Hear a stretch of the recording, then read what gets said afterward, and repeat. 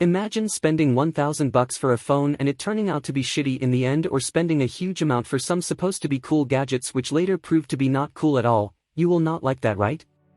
Well, Apple has often surprised and impressed us with its great tech portfolios and innovations, but there are times when its products were very badly criticized and flopped in the market. Now, before we jump into the video, if you are new to my channel, please subscribe and hit the bell icon. Number 5 on our list is Apple USB Mouse. Introduced in 1998, Apple USB Mouse, commonly known as Hockey Puck, was the first Apple mouse to drop Apple desktop bus in favor of USB. The mouse shipped with the official Bondi Blue iMac G3 can be easily said as the worst part of that product. The mouse had an unorthodox shape from the typical mouse we are used to. The circular shape of the mouse was such a catastrophic disaster, and as a cherry on top, the cord was way too short, which made it impossible to get your work done.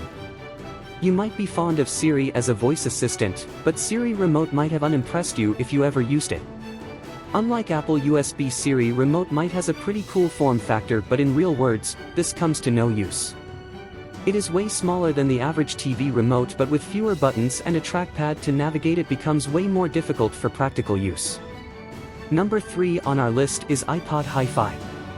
For music enthusiasts, Apple launched iPod Hi-Fi bookshelf speaker as a revolution in home audio, but things did not practically work out for them.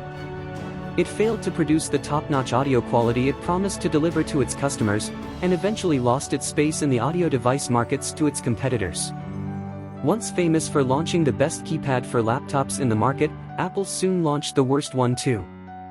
The MacBook's butterfly keyboard was supposed to be a revolution in its thinness and sharp design that delivered a crisp and responsive feel while typing, but things got exactly the opposite.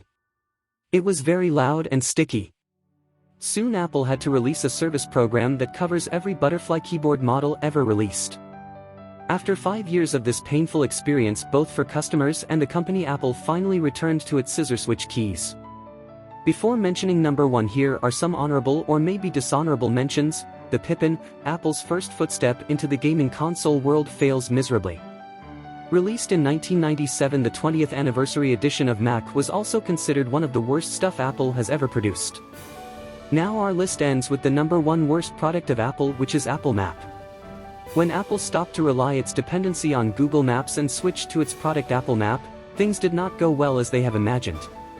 It was filled with terrific data errors such as warping landscapes, inaccurate labels, and directions that were so bad that they were often the subject of internet memes. It took several years for Apple to clean up the mess, while Google kept adding features to its mapping service. In recent years, Apple has finally launched the stable version of Apple Maps, which is doing considerably well now, but it is hard to forget about the painful memories of the early years of Apple Maps. With the end of today's video, if you liked the video, please click on the like button and don't forget to subscribe to this channel.